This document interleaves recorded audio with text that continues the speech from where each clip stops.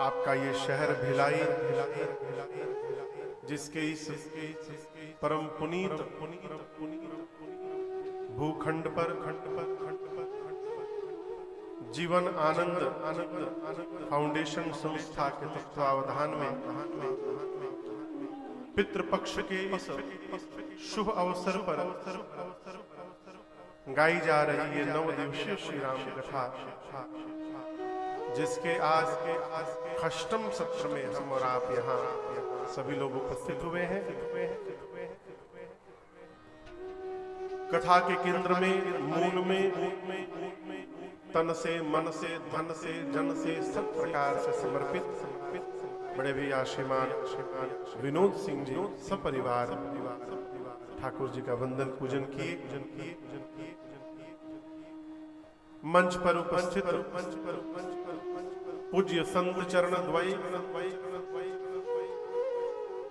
आसपास सुदूर से आए आप समस्त कथा के रसिक श्रोता बंधु माताएं बहनें, भारतीय रेलवे से आए आदरणीय आईजी साहब सर, सब परिवार और भी जितने विशिष्ट अतिथि बैठे हुए हैं। अगले वर्ष जनवरी के महीने में हम लोग 14 से 22 जनवरी महाराष्ट्र में नागपुर के पास स्थान है चंद्रपुर, वहाँ राम कथा प्रस्तावित है, होने वाली है। वहाँ से कथा के जो आयोजन मंडल के सब नेमी प्रेमी लोग हैं आए हैं। कहाँ बैठे हैं सब? अच्छा इधर बैठे हैं। श्रीमान सुरेश शर्मा जी, श्रीमान हरीश जी, श्रीमान विजय शुक्ल जी, श्रीमान निकुंज पटेल जी, श्रीमान सुनील भट्ट जी, श्रीमान उमाशंकर सिंह जी, श्रीमान सतीश मिश्र जी, श्रीमान अजय शुक्ल जी। 2017 में हम लोग 16 में नोटबंदी के ठीक बाद बिलासपुर में राम कथा गाए थे। बहुत विशाल आयोजन था। उस आयोजन के करता धरता बाबू सुनील पांडे जी आए हैं। कहाँ बैठे हैं? आओ भीतर घुसल है कि नहीं? बाहर हवा आगे। अच्छा ठीक है। देखने में छोटा है लेकिन बहुत विशाल आयोजन बाबू कराए इनकी संस्था। बाबू सुनील पांडे जी और अरविंद ओझा जी बिलासपुर से आए हैं। अभी हम लोग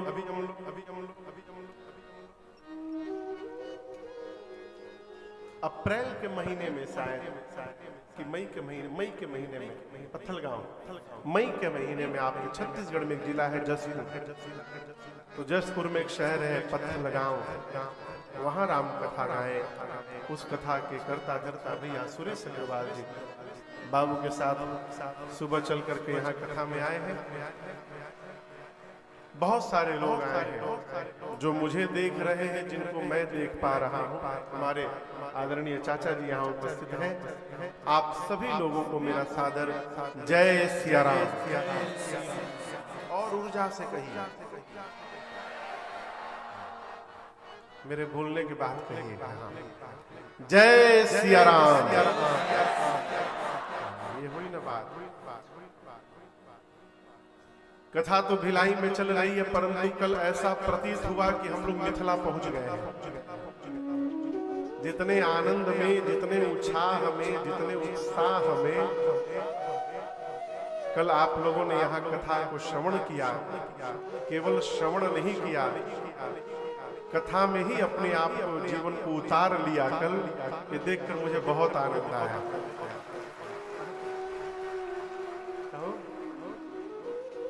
विवाह के बाद भगवान वापस श्रीधाम अयोध्या आए हैं। माताओं ने भव्य स्वागत किया है बहुओं का, बेटों का।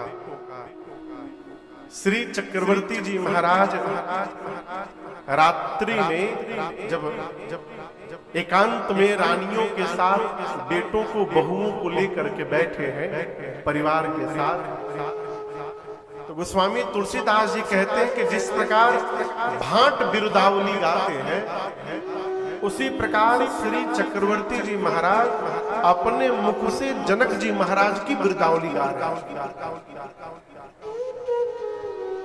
ये प्रसंग सुनने में तो बड़ा सामान्य सा लग रहा है, लेकिन इसका अर्थ बहुत गंभीर है। बड़ा वो नहीं है जिसको जगत बड़ा कहता है, बड़ा वो है माई बाप जो सबके भीतर बड़प्पन का दर्शन करता है।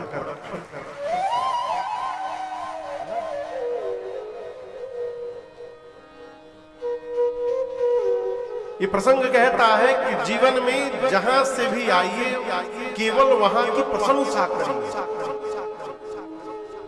जिसके घर से भी आइए केवल प्रशंसा करिए। कमी कहां नहीं है वो, अपने चेहरे पर दाग लग जाए तो बिना दर्पण के दिखाई नहीं पड़ता है, लेकिन दूसरे के चेहरे के दाग को देखने के लिए दर्पण की आवश्यकता नहीं पड़ती है। विनोद बाबू क्या करिए, प्रशंसा करिए। और याद करिएगा, रखिएगा, प्रशंसा करना भी स्वभाव जन्य है।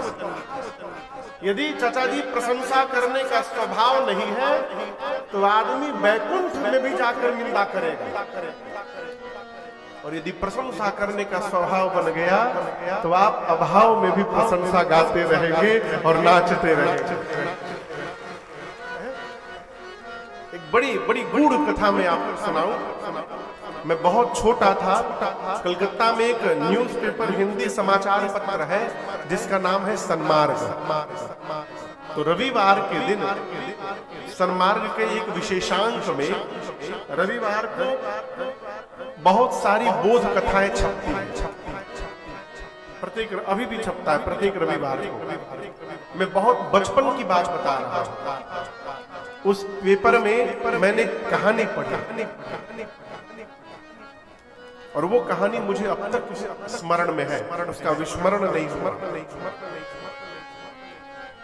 एक व्यक्ति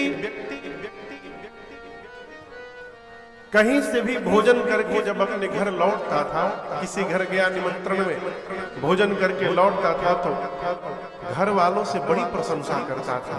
क्या भोजन हुआ है आज, अमृत, 56 भोग खाया, आनंद आ गया, ऐसा भोजन तो कभी किया ही नहीं।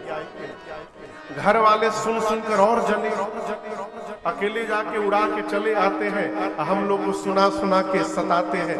एक दिन पूरे परिवार ने ठाना कि आज हम भी चले, जिद कर दिए तो कहा ठीक है चलो। पत्नी को बच्चों को लेकर गया निमंत्रण में, और दैव संयोग कहिए उस दिन 56 भोग तो दूर, शुद्ध पूड़ी पर भी आफत हो गई। लौटते समय पत्नी बच्चे सब अब डपट पड़े उस पर, कौन सा 56 भोग खाते हो अब पता चला मुझे। तुमको कहीं भी ठीक से भोजन नहीं मिलता होगा, केवल झूठ बोलते हो। चुपचाप सुनता रहा। रात्रि में पत्नी ने एकांत में पूछा, ये बताइए आप झूठ क्यों बोलते थे? हम जानते हैं लेकिन सब जगह ऐसा नहीं होगा, लेकिन आप जैसा पता है जैसा आप बताते थे वैसा बिल्कुल नहीं होगा, तो आप झूठ क्यों बोलते थे? उसका उत्तर बड़ा अद्भुत है।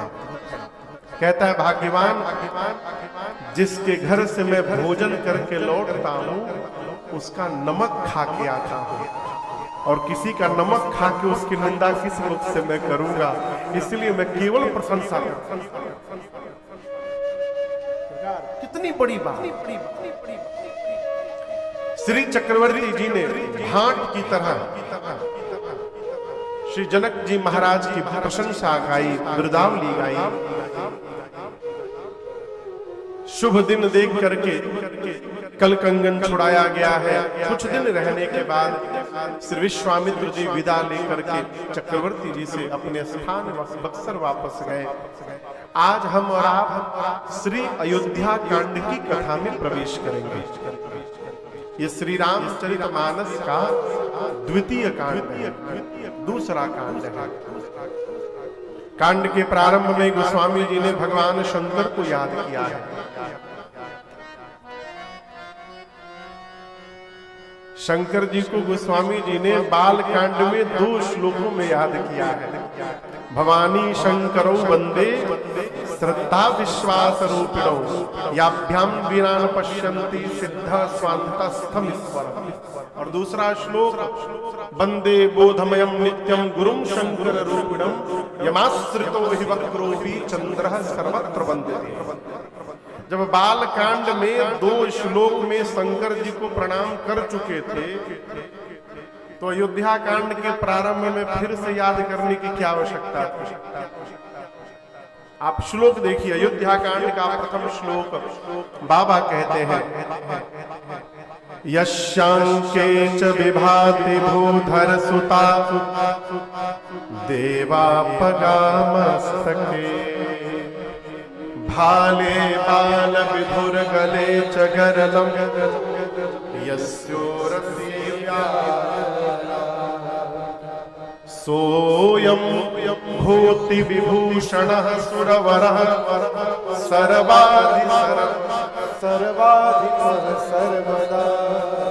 सर्वः सर्वगतः शिवः शशिनिभः श्रीशंकरः पातु माम्।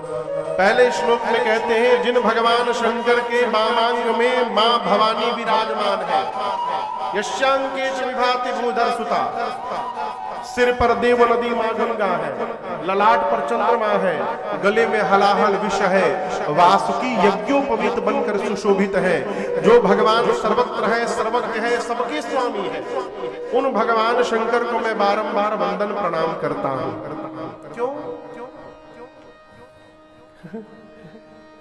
शंकर भगवान के जीवन से सीखने का सबसे महामंत्र मैं आपको निवेदन करूं, अभाव में भी कैसे आनंद में रहा जाए, ये भगवान शंकर के स्वभाव में दर्शन। ऐसा नहीं कि उनके पास कुछ है नहीं और कुछ ला नहीं सकते।